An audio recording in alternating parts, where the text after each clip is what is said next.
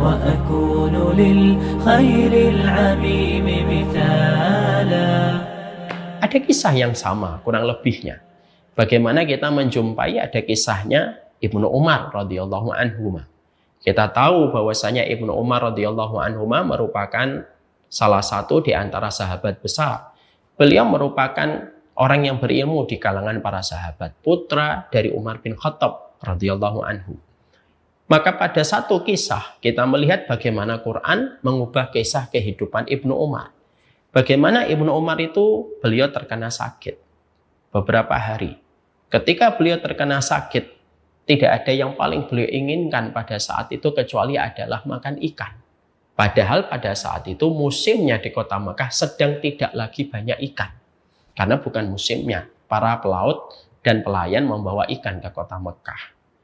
Maka akhirnya istrinya, anak-anaknya mencarikan ikan untuk Ibnu Umar. Dan bersusah payah mereka.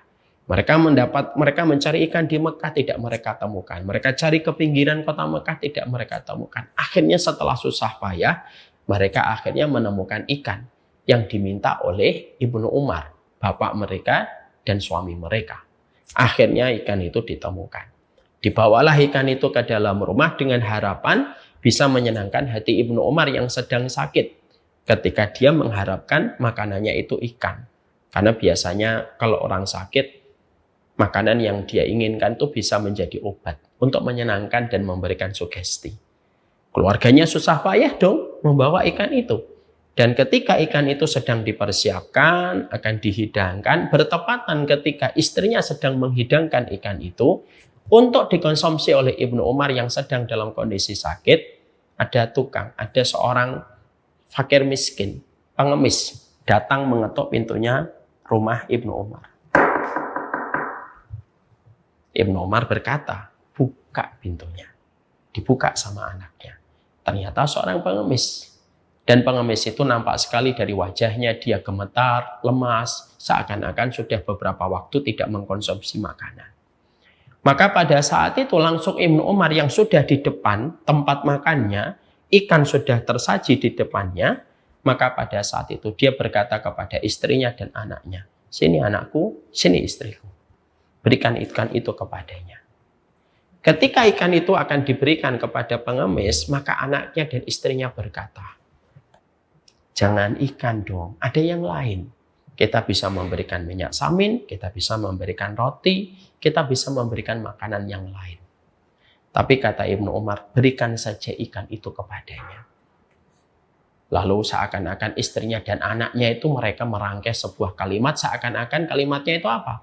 Ya kalau memang ujung-ujungnya ikan itu nanti dikasih ke fakir miskin, kenapa kok minta ngotot ikan kepada kami untuk mencarikan? Kalau ujungnya hanya diberikan kepada seorang pengemis. Seakan-akan istrinya dan anaknya ngomong begitu. Ketika Ibnu Umar ngerasa bahwasanya keluarganya belum bisa memahami kenapa dia memberikan ikan itu, setelah ikan itu memang diberikan kepada pengemis, pintu ditutup.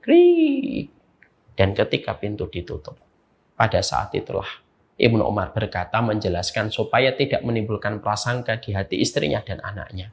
Beliau berkata, ketika aku makan, ketika kalian hidangkan makanan itu dan ikan itu, lalu datanglah pengemis itu, tidak ada ayat yang aku ingat di kepalaku kecuali adalah surat Ali Imran 92. Lan tanalul birra hatta tunfiqu mimma tuhibbun wa ma tunfiqu min syai'in fa innallaha bihi alim.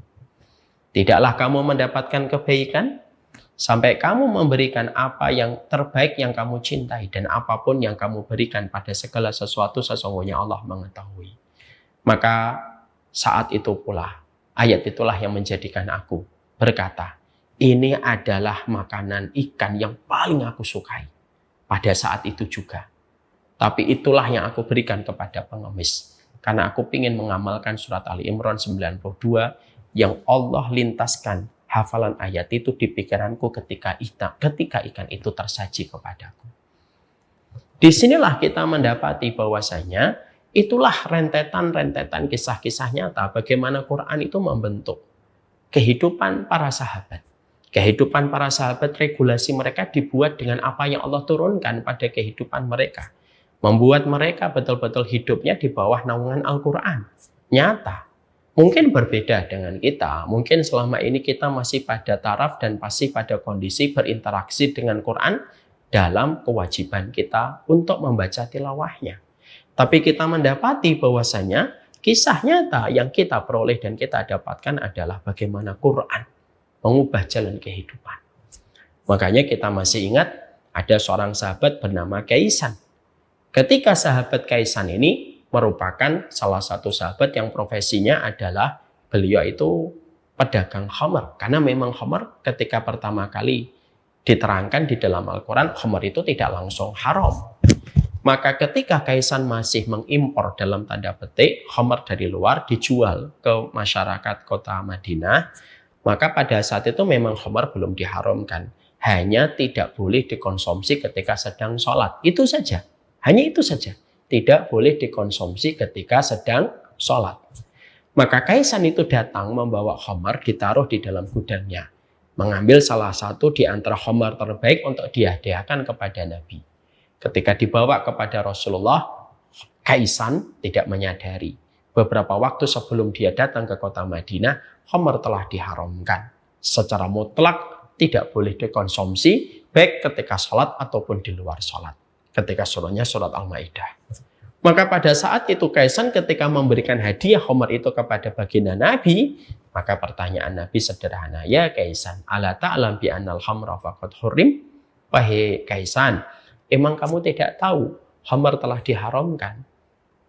Lalu Kaisan berkata, diharamkan pula jual belinya ya Rasulullah, faqad hurima samanuha. Diharamkan pula jual belinya wahai Kaisan. Kaisan itu tidak berpikir dividen, tidak berpikir profit. Kaisan pulang, dibuka pintu rumahnya, krek. Lalu akhirnya dilemparkan semua botol-botol khamr yang telah didatangkan dari luar kota Madinah untuk mendapatkan untung dari perdagangan khamr yang sebenarnya pada saat itu Kaisan belum tahu kalau itu sudah diharamkan. Ketika sudah mengetahui bahwasanya khamr diharamkan, dipecahkan itu semua khamr itu. Bahkan Imam Ibnu Katsir di dalam tafsirnya menerangkan ketika turunnya ayat yang menerangkan tentang haramnya khamr secara mutlak di dalam surat Al-Maidah, maka pada saat itu kota Madinah becek. Bukan karena tetesan air hujan, tapi beceknya karena setiap para sahabat yang culture-nya mereka tidak pernah bisa pisah dengan khamr. Tapi Quran ketika turun, budaya mereka untuk minum khamr seketika hilang dan mereka benci dan mereka buang khamr itu di luar rumah mereka dan mereka biarkan sekitar rumah mereka becek dengan khamr-khamr yang dibuang oleh mereka. Maaf ya, kata Anas bin Malik radhiyallahu anhu, Anas bin Malik itu menceritakan bahwasanya Anas bin Malik itu berkata, budayanya masyarakat jahiliyah itu dan budayanya masyarakat Mekah dan Madinah itu terbiasa minum khamr. Karena sebelum datangnya Islam mereka membiasakan minum khamr. Tapi lihat bagaimana budaya itu seketika langsung hilang ketika turun satu ayat yang mengharamkan khamr. Quran mengubah jalan hidup mereka. Ada peristiwa yang sangat menakjubkan pula. Ada seseorang yang bernama Thabit bin Qais. Kalian tahu siapa bin Qais? Siapa? Oh, enggak tahu. Thabit bin Qais itu termasuk keluarga Abdullah bin Ubay, tokoh munafik, gembong munafik terbesar dalam sepanjang sejarah, namanya Abdullah bin Ubay. Punya saudara bernama Thabit bin Qais. Ada satu peristiwa yang menggambarkan bagaimana Quran itu sangat mempengaruhi perasaan para sahabat pada saat itu. Ketika turun surat Al-Hujurat, lalu pada ayat yang kedua Allah menyampaikan, ya ayyuhalladzina amanu la tarfa'u aswatakum fawqa sautin nabi wa la tajharu lahu bil qawli kajahri ba'dikum li ba'din an tahbata a'malukum wa antum la tash'urun. Wahai orang yang beriman, janganlah kamu mengangkat suaramu di atas suara Nabi, sebagaimana kalian bersuara yang keras di antara kalian. Siapapun yang tetap bersuara keras di hadapan Nabi, maka bisa jadi amalmu akan terhapus sedangkan kamu tidak menyadari. Ketika surat Al-Hujurat ayat yang kedua diturunkan, Sabit bin Qais itu nangis, sedih, mengunci pintu rumahnya. Lalu dia bersedih. Ketika ditanyakan, kenapa kamu bersedih, wahai Sabit bin Qais? Gimana aku tidak sedih? Aku adalah orang yang termasuk dihapuskan amal kebaikanku karena suaraku keras. Maaf, suaranya Sabit bin Qais itu terkenal keras. Jadi memang pita suaranya itu mengembang itu. Jadi dia itu termasuk salah satu sahabat kalau ngomong itu keras, bukan karena kasar. Tapi memang suara aslinya, memang pita suaranya itu memang mungkin besar, akhirnya suaranya besar.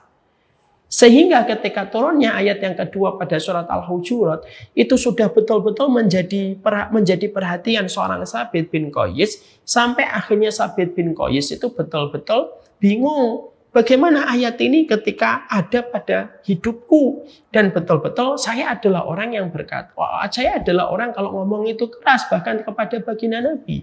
Padahal maksudnya dari ayat tersebut adalah janganlah kita menentang keputusan Rasulullah SAW bukan karena suara, walaupun memang adabnya tidak bersuara yang tinggi kepada Nabi. Disitulah kita akhirnya mendapati Sabit bin Qais. Lalu akhirnya mendapati bagaimana beliau pun sedih ketika turunnya satu ayat. Hanya karena bahwasanya beliau merasa ayat itu diturunkan kepadanya. Inilah ciri khas hati yang hidup. Makanya ketika bersamaan kita sedang mesra-mesranya kita hari ini di bulan Ramadan dengan Al-Quran, bacalah Al-Quran. Bacalah pula artinya ketika sedang tidak ketahuan, tidak mengetahui artinya. Maka tempatkanlah dirimu bahwasanya Quran itu diturunkan kepadamu. Supaya kita tidak hanya sekedar membaca, tidak mengetahui ilmunya, tidak memahami maknanya yang benar. Sehingga akhirnya Quran yang fungsinya untuk menjadi petunjuk, gagal menjadi petunjuk. Disebabkan kita tidak pernah merasa kalau Quran itu diturunkan kepada kita.